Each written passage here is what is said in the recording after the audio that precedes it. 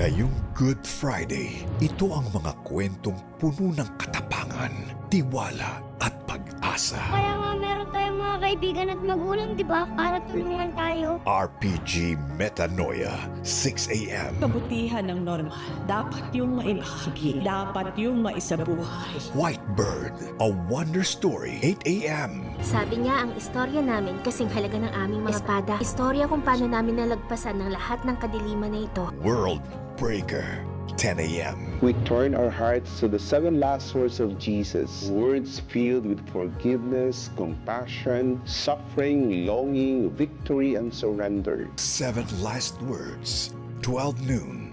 Atin pong gunitain ang dakilang araw ng ating kaligtasan. Veneration of the Cross, 3 p.m. Tayo ay manalig at magnilay ngayong Good Friday.